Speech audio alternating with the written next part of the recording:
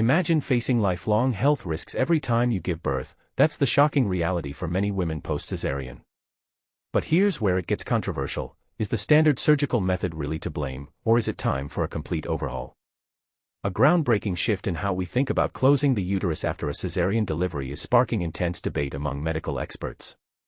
Two leading figures in obstetrics and gynecology, Dr. Emmanuel Bujold, a professor at University Laval's Faculty of Medicine and a researcher at the CHU de Quebec University Laval Research Center, and Dr. Roberto Romero, who heads the pregnancy research branch at the NICHT/National Institutes of Health in the United States, have published an eye-opening article in a special edition of the American Journal of Obstetrics and Gynecology. This piece dives deep into the flaws of the traditional closure technique and passionately advocates for a new approach that better aligns with the uterus's natural anatomy. You can check out the full article here if you're curious. http://www.sciencedirectcom/scienceob=gateway URL and origin equals a UTHORALERT and method equals citation search and PyAki equals S and _version equals and MD equals CCA6BDFBC. Through a thorough examination of extensive scientific studies, these doctors outline the serious long-term issues tied to cesarean births and their frequency. For instance, during future pregnancies, women might encounter placenta accreta, a condition where the placenta attaches abnormally to the uterine wall, affecting up to 6% of cases. This can lead to dangerous bleeding and even necessitate a hysterectomy, where the entire uterus is removed.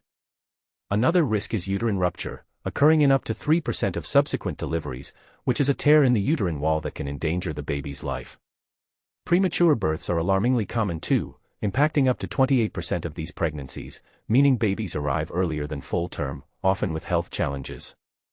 On the women's health side, pelvic pain can plague up to 35%, abnormal bleeding after periods, known as postmenstrual spotting, affects up to 33%, and conditions like endometriosis or adenomyosis, where uterine tissue grows in abnormal places or causes thickening, can affect up to 43%. And this is the part most people miss. The method we've relied on for over 50 years might be prioritizing speed over safety. Professor Bujold explains that this conventional technique uses stitches that go through both the uterine lining, endometrium, and the surrounding muscle layers, effectively fusing them together. It's straightforward and fast, typically taking just 2 to 3 minutes, which helps control immediate bleeding during surgery. That's why it's become the go-to for so many obstetrician gynecologists. But the problem? The resulting scar doesn't truly heal the uterus back to its original state. Bujold uses a relatable analogy to clarify. Think of a cut on your cheek. You wouldn't stitch together the inner skin, muscles, and outer layer all at once. That wouldn't promote proper healing.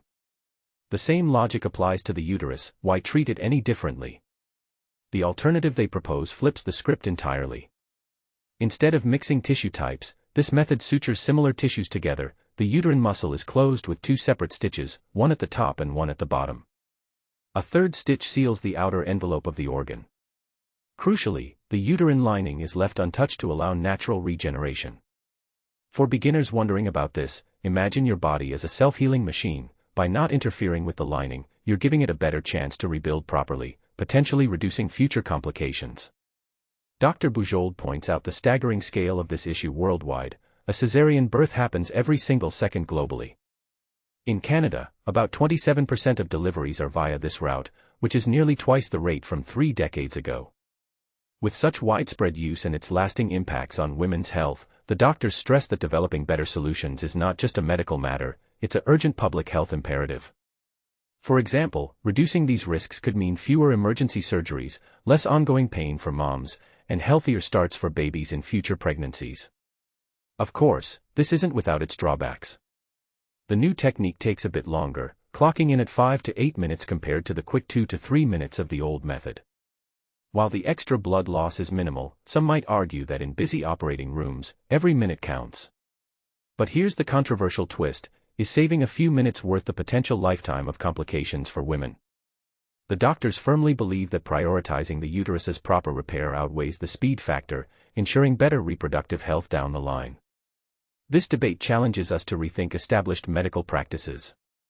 What do you think? Should we stick with the tried-and-true quick fix, or embrace this slower, more thoughtful approach? Do you see this as a game-changer for women's health, or are there other factors at play, like training surgeons or improving prenatal care? Share your thoughts in the comments. Agreement, disagreement, or a fresh perspective, we'd love to hear it. /public release. This material from the originating organization /author, might be of the point-in-time nature, and edited for clarity, style, and length. Mirage News does not take institutional positions or sides, and all views, positions, and conclusions expressed herein are solely those of the authors. View in full here, https://www.miragenews.com/cesarean-uterus-closure-method-faces-1570828.